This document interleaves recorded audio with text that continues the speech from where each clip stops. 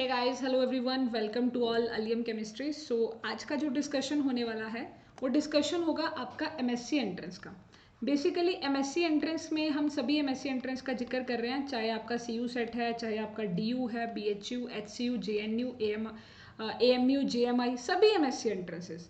तो सभी MSc entrances की प्रिपरेशन आप कर रहे होंगे, आपके कुछ डाउट्स हैं और सबसे जो ज़्यादा बच्चों के कमेंट आ रहे हैं मुझे, जिसकी वजह से मुझे वीडियो बनाना पड़ा, वो दो ही सबसे ज़्यादा कमेंट थे कि एक तो हमें ये समझ नहीं आ रहा एमएससी एंट्रेंस के लिए बुक्स कौन सी पढ़ें, राइट। सेकंड जो डाउट है वो है कुछ इंपॉर्टेंट टॉपिक डिस्कस कर दें, कि आपको मैं कुछ इंपॉर्टेंट टॉपिक डिस्कस बता दूं। ये वो टॉपिक होंगे जिनके बिना एमएससी एंट्रेंस निकलना बड़ा मुश्किल हो जाता है, ठीक है। तो आज का ये जो कंप्लीट वीडियो है वो इसी पर होगा, books and important topic for the MSc entrance, ठीक है। So first of all we discuss about the important topic. अगर हम बात करें आईआईटी जैम एग्जाम की, बिकॉज आईआईटी जैम एग्जाम का सभी बच्चे प्रिपरेशन करते हैं, जो बच्चे नहीं करते हैं वो अलग बात है, but maximum student IIT jam की प्रिपरेशन करते हैं।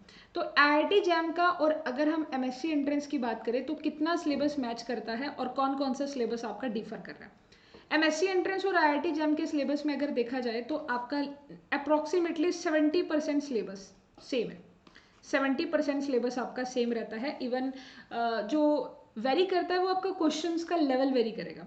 सो आईआईटी जैम की अगर आपने प्रिपरेशन करी है तो एमएससी एंट्रेंस का 70% सिलेबस आपका कवर अप हो गया, ठीक है। 70%, बिकॉज काफ़ी सारे एंट्रेंस होते हैं, जैसे कि अगर हम बीएचयू की बात करें, अब अगर बीएचयू अपना इंडिविजुअल कंडक्ट कराता है एंट्रेंस टेस्ट, तो वहाँ पर आपको देखने को मिलेगा एनालिटिकल केमिस्ट्री का काफ़ी अच्छा पोर्शन। वहाँ पर आपको एनालिटिकल केमिस्ट्री काफ़ी देखने को मिलेगी, ठीक है। अगर इसी तरह मैं बात करती हूँ एचसीयू की, जो हैदराबाद सेंट्रल यूनिवर्सिटी है, उनकी अगर हम बात करें तो वहाँ पर आपको मैथमेटिक्स ज़्यादातर देखने को मिलेगा। अगर हम बात करें दिल्ली यूनिवर्सिटी की, तो दिल्ली यूनिवर्सिटी के अगर आप एग्जाम को ऑब्जर्व करो तो वहाँ पर सब कुछ एवरेज रहता है। ऑर्गेनिक इनऑर्गेनिक क्वेश्चन का level, everything is average, hard level का पेपर नहीं बनता वो, ठीक है। तो मतलब यहाँ पर थोड़ा सा ध्यान रखना है कि सभी एंट्रेंसेज में, अगर तो आपके एमएससी एंट्रेंस, सभी के सारे जो एमएससी एंट्रेंस है वो सीयू सेट के अंडर होते हैं, तो वो मैंने सीयू सेट के लिए ऑलरेडी प्रिपरेशन स्ट्रेटेजी बनाई हुई है। आप वीडियो को डिस्क्रिप्शन में लिंक में मिलेगा और ऊपर आई बटन आ रहा है, वहाँ पर भी आप देख सकते हैं सीयू सेट की preparation strategy. Apart from that, अगर सीयू सेट के अंडर ये सभी यूनिवर्सिटीज़ अपना पीजी लेवल का एंट्रेंस एग्जाम नहीं कराती है, तो मेक श्योर कि बीएचयू के अंदर एनालिटिकल आएगा, एचयू के अंदर मैथमेटिक्स आएगा और डीयू के अंदर एवरेज आपका सब कुछ रहने वाला है। मतलब average in the sense organic, physical, inorganic सब कुछ ठीक रहता है, हार्ड नहीं रहता है। और अगर मैं सीयू सेट पर्टिकुलर की बात करूँ तो सीयू सेट के एग्जाम में क्या रहता है, आपका सेक्शन ए रहता है, जो कि आपको काफ़ी प्रॉब्लम क्रिएट करता है। आप सबसे ज़्यादा उसी के बारे में सोचते रहते हैं। सीयू सेट के अंदर तो अपना ही अलग वर्जन होता है, इनका पार्ट ए अलग होता है और सीयू सेट का पार्ट भी अलग होता है। पार्ट जो ए होता है उसकी कोई प्रिपरेशन करने की ज़रूरत नहीं होती, सिर्फ और सिर्फ लास्ट ईयर के पीवाई के उस लगा लो, लास्ट 5 ईयर्स के पीवाई के, नथिंग मोर। लास्ट 5 ईयर के पीवाई के उसको लगाओ तो आपका पार्ट ए आराम से सोल्व हो जाएगा। मेरे को नहीं लगता कोई बुक भी पढ़ने की ज़रूरत है। पार्ट बी के लिए आपको प्रिपरेशन करनी पड़ेगी। पार्ट बी आपका जिसमें आएंगे केमिस्ट्री के question, right. So first of all तो मैंने आपको यहाँ पर ये थोड़ा डाउट आपका क्लियर कर दिया है कि आपका जो आईआईटी जैम की अगर आपने प्रिपरेशन करी है तो आपका 70% सिलेबस कवर अप हो गया है। आपका 30% सिलेबस रह गया, जो कि आप आराम से ईजिली उसे कवर अप कर सकते हैं, ठीक है। उसके बाद एमएससी एंट्रेंस में कुछ स्पेसिफिक एमएससी एंट्रेंस के अंदर, जैसे बीएचयू हो गया, एचसीयू हो गया, डीयू हो गया, इन सभी में कुछ स्पेसिफिक टॉपिक आते हैं, उनका भी हमने यहाँ पर थोड़ा सा डिस्कशन किया है। इसके बाद अगर मैं अपना नेक्स्ट पॉइंट रखने की कोशिश करूँ, वो नेक्स्ट पॉइंट जो मेरा होगा वो है कि आपका यहाँ पर मैनेजमेंट, जिसे आप कहते हैं टाइम मैनेज का काफ़ी इंपॉर्टेंट रोल रहने वाला है। क्योंकि क्या है, अगर आप आईआईटी जैम की प्रिपरेशन कर रहे थे, अगर आप आईआईटी जैम की तैयारी कर रहे थे, आईआईटी जैम का अगर आपने एग्जाम दिया, सो वहाँ पर नंबर ऑफ क्वेश्चन सिर्फ 60 क्वेश्चन थे, और यहाँ पर जो नंबर ऑफ क्वेश्चन आपको देखने को मिलेंगे 100 क्वेश्चन देखने को मिलेंगे। यहाँ 100 क्वेश्चन आपको करने हैं सिर्फ और सिर्फ 2 आवर्स में, और वहाँ पर आपको 60 क्वेश्चन करने के लिए 3 आवर्स मिलते हैं। इसी तरह टीफर में 40 क्वेश्चन करने के लिए आपको 3 आवर्स मिलते हैं। दिक्कत ये है कि यहाँ पर ये जो 60 क्वेश्चन आपको ठीक है नज़र आ रहा है, यहाँ जो पेपर का मार्क्स होता है वो 100 मार्क्स का पेपर होता है। आईआईटी जैम का 100 मार्क्स का पेपर होता है। अगर मैं यहाँ बात करती हूँ तो 100 क्वेश्चन 2 आवर्स, और जो पेपर होगा वो आपका 400 मार्क्स का होगा, ठीक है। अगर जिस बच्चे ने आईआईटी जैम की तैयारी कर रखी होती है, उसका टाइमिंग में क्या होता है कि वो सवाल को टाइम दे सकता है, क्योंकि 3 आवर्स मिलते हैं। पर अगर हम एमएससी एंट्रेंस की बात करें तो एमएससी एंट्रेंस के अंदर क्या होता है कि आपके 100 क्वेश्चन है और सिर्फ 2 आवर्स हैं।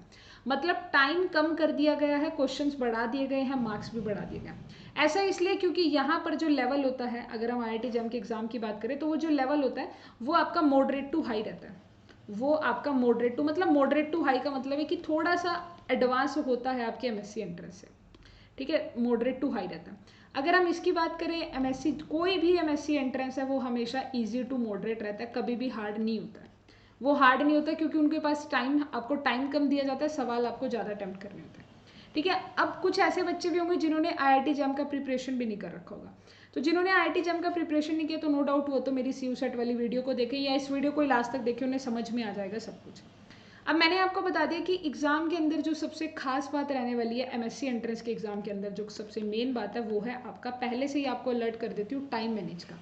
क्योंकि आपको आदत होती है कि आप 60 क्वेश्चन कर लेते हैं 3 आवर्स में, पर यहाँ 100 क्वेश्चन करने हैं 2 आवर्स में। तो मेक श्योर कि आप अपनी, अगर आप एमएससी एंट्रेंस क्रैक करना चाहते हैं, DU BHU JNU वगैरह सभी क्रैक करना चाहते हैं, तो आप अपने क्वेश्चन सॉल्विंग की स्पीड बढ़ा दें। अभी एडवांस क्वेश्चन मत करो, जो बेसिक क्वेश्चन है, जो मॉडरेट क्वेश्चन है, उनको करो, सॉल्व करो और अपनी स्पीड को इंक्रीज अप करो। क्योंकि अगर आपकी इस पेपर में, जब आप एमएससी एंट्रेंस का कोई भी पेपर देखोगे, DU BHU JNU कोई भी अगर आप एग्जाम यहाँ पर चेकआउट करोगे, तो वहाँ पर आपको एक चीज़ देखने को मिलेगी, पेपर आपको आसान लगेगा पर आपके पास टाइम मैनेजमेंट की दिक्कत होगी। तो मेक श्योर कि आप अपना टाइमर, अपना ये स्पीड अप इंक्रीज करें। कैसे कर सकते हैं speed up increase? Previous year questions को बिल्कुल एग्जैक्ट 2 आवर्स में सॉल्व करके, ठीक है। तो ये तो बात रही आपको एग्जाम के बारे में। अब थोड़ा सा बता देती हूँ इंपॉर्टेंट टॉपिक के बारे में। इंपॉर्टेंट टॉपिक एमएससी एंट्रेंस के लिए अगर हम सबसे पहले बात करेंगे ऑर्गेनिक केमिस्ट्री की, उसके बाद आपको बुक बता दूंगी, ठीक है। ऑर्गेनिक केमिस्ट्री में सबसे इंपॉर्टेंट टॉपिक क्या होगा? सबसे इंपॉर्टेंट टॉपिक होता है आपका journal organic chemistry. Make sure कि आप जर्नल ऑर्गेनिक केमिस्ट्री को कवर अप कर लें। आपको कहीं से भी इसे कवर अप कर सकते हैं, यूट्यूब से करो, अनअकैडमी से करो, आप बुक से करो, ये आपके ऊपर डिपेंड करता है।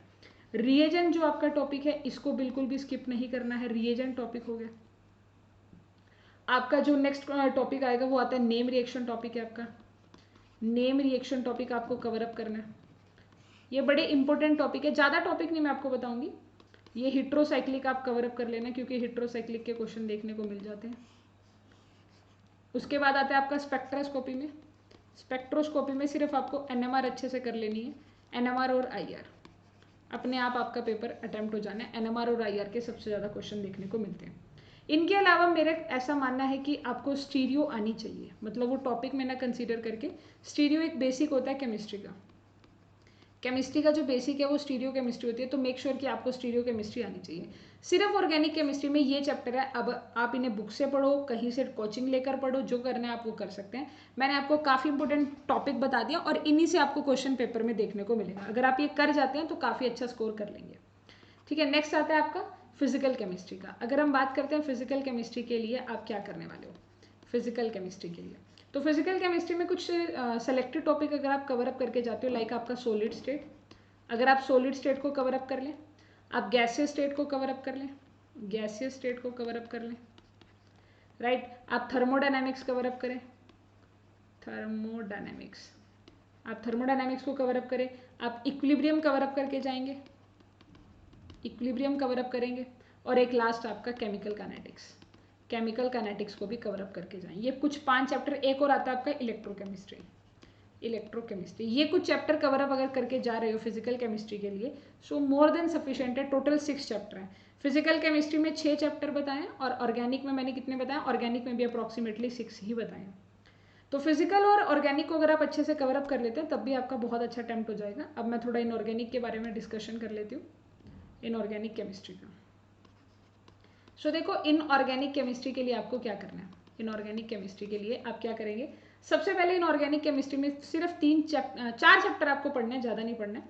आपको पढ़ना है केमिकल बॉन्डिंग चैप्टर, काफ़ी अच्छे से पढ़ना है। केमिकल बॉन्डिंग के क्वेश्चन काफ़ी देखने को मिलते हैं। कोऑर्डिनेशन केमिस्ट्री कवर अप कर लेना अपना, ऑर्गेनोमेटेलिक केमिस्ट्री कवर अप कर लेना, और एक आप कर लेना बायो इनऑर्गेनिक।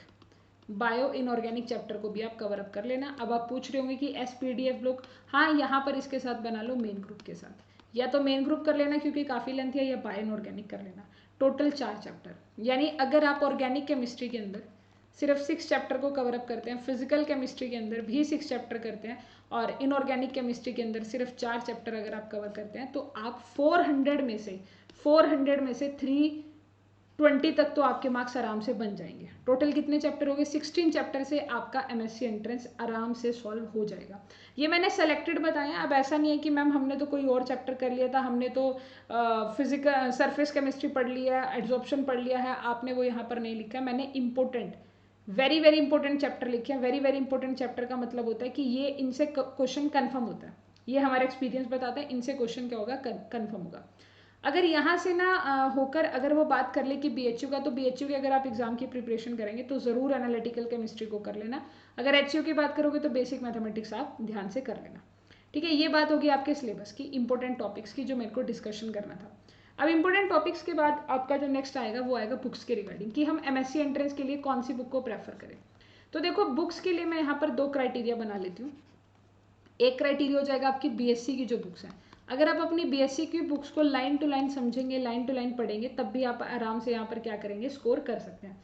एग्जाम में आराम से इजीली आपका स्कोर हो सकता है अगर आप क्या कर सकते हैं, बीएससी की बुक्स को पढ़ते हैं। बीएससी की बुक्स का मतलब क्या होता है कि आपकी जो बीएससी फर्स्ट ईयर की जो केमिस्ट्री की बुक्स थी, सेकेंड ईयर की जो बुक्स थी और थर्ड ईयर की जो बुक्स हैं, क्योंकि फर्स्ट ईयर के अंदर कितनी हो जाएंगी टोटल, अगर हम बात करें 3 केमिस्ट्रीज होती हैं हमारी, फिजिकल, ऑर्गेनिक, इनऑर्गेनिक, 3 यहाँ पर होंगी, 3 यहाँ पर।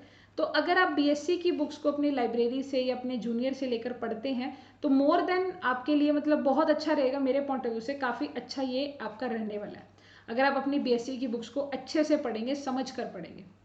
कुछ बच्चे होते हैं जिनके पास बीएससी की बुक्स नहीं होती हैं, तो फिर वो कुछ ऑथर की बुक को प्रेफर करेंगे। लाइक मैं आपको बता देती हूँ उसके लिए आपको कौन सी बुक किस सब्जेक्ट के लिए पढ़ना है। अगर आपके पास बीएससी बुक्स नहीं है, आप कर सकते हैं फिजिकल केमिस्ट्री के लिए पूरी शर्मा पठानिया, ये आपने वैसे भी पढ़ी होगी, पूरी शर्मा पठानिया। आप फिजिकल केमिस्ट्री के लिए पूरी शर्मा पठानिया को पढ़ सकते हैं, काफ़ी अच्छी और काफ़ी इजी लैंग्वेज है। आप इनऑर्गेनिक केमिस्ट्री के लिए आप पूरी शर्मा कालिया को पढ़ सकते हैं, पूरी शर्मा कालिया को पढ़ सकते हैं, ये भी इनऑर्गेनिक के लिए बेस्ट है। काफ़ी मतलब इजी लैंग्वेज है और बहुत जल्दी किताब खत्म हो जाएगी।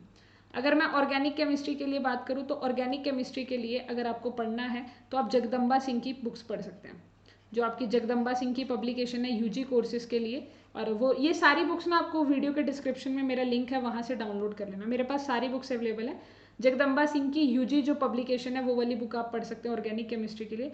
और अगर आपको एनालिटिकल केमिस्ट्री के लिए कुछ पढ़ना है तो एनालिटिकल केमिस्ट्री के लिए आप वोजल पढ़ सकते हैं, जिसका पीडीएफ आपको मिल जाएगा। इन सभी बुक्स का पीडीएफ अवेलेबल है, वीडियो के डिस्क्रिप्शन से आप ले लेना। ठीक है, ऑर्गेनिक केमिस्ट्री के लिए जगदम्बा सिंह, इनऑर्गेनिक के लिए पूरी शर्मा कालिया, फिजिकल केमिस्ट्री के लिए पूरी शर्मा पठानिया। ये मोर देन सफिशिएंट बुक है। अगर आप इससे ये इतना भी पढ़ लेते हो तो आपके आराम से 400 में से 320 तक तो मार्क्स बन ही जाएंगे अकॉर्डिंग टू मी। और बाकी प्रैक्टिस के लिए आपको क्या करना चाहिए, आप सोच रहे होंगे अरिहंत की एक बुक आती है वो लें या क्या करें। Only and only PYQs करो, सिर्फ पीवाई क्यूज करो। हर यूनिवर्सिटी का, अगर आप बीएचयू की तैयारी करें तो बीएचयू के 10 साल के करो। वीडियो के डिस्क्रिप्शन में लिंक मिल जाएगा, वहां से सारे पीवाई क्यूज पे डाउनलोड कर लेना। और पीवाई क्यूज को कि क्या करो, स्पीड इंक्रीज करो। पीवाई क्यूज करने की अपनी थोड़ी स्पीड इंक्रीज करना। जब आप पेपर में बैठेंगे तो आपको लगा लो कि 30 से 40% तो आपको पीवाई क्यू ही नजर आएगा। पेपर में 30 to 40% तो आपका पीवाई क्यू ही नजर आता है। पीवाई क्यू का मतलब होता है प्रीवियस ईयर क्वेश्चन, जो पिछले साल सवाल आए होंगे। ठीक है, तो ये एक नॉर्मल सी स्ट्रेटेजी मुझे आपके साथ शेयर करनी थी, क्योंकि काफ़ी बच्चों का ये डाउट चल रहा था कि मैम हमें बताओ एमएससी एंट्रेंस प्रिपरेशन के लिए कौन सी बुक पढ़ें और इस वक्त थोड़ा टाइम रह गया तो कौन से इंपॉर्टेंट टॉपिक को कवर अप करें। सो मैंने आपको बता दिया कि आईआईटी जेम से अगर आप अपनी प्रिपरेशन करिए तो 70% आपका डन है, 30% आप लिमिटेड टॉपिक को कवर अप कर सकते हैं। टाइम मैनेजमेंट का बड़ा खास रोल रहने वाला है एमएससी एंट्रेंस एग्जाम में। फिर आपको इंपॉर्टेंट टॉपिक बताए, ऑर्गेनिक में टोटल 6 टॉपिक है, फिजिकल में भी 6 टॉपिक है, इनऑर्गेनिक में टोटल आपके 4 टॉपिक है। अगर आप इन टॉपिक को कर लेते हैं तो आप काफ़ी अच्छा स्कोर एग्जाम में कर लेंगे। ठीक है, उसके बाद मुझे बुक्स बतानी थी तो 2 क्राइटेरिया बना दिए। काफ़ी लोग प्रेफर करते हैं बीएससी का बुक्स, तो नो डाउट आप अपने बीएससी का बुक का प्रेफर करें। अगर आपके पास बीएससी की बुक्स अवेलेबल नहीं है तो आप एक स्पेशल ऑथर की किताब पढ़ सकते हैं। फिजिकल के लिए पूरी शर्मा पठानिया, इनऑर्गेनिक के लिए पूरी शर्मा कालिया, ऑर्गेनिक के लिए जगदम्बा सिंह का यूजी पब्लिकेशन। राइट, सो ये काफ़ी इंपॉर्टेंट इन्फॉर्मेशन थी जो मुझे आपके साथ शेयर करनी थी।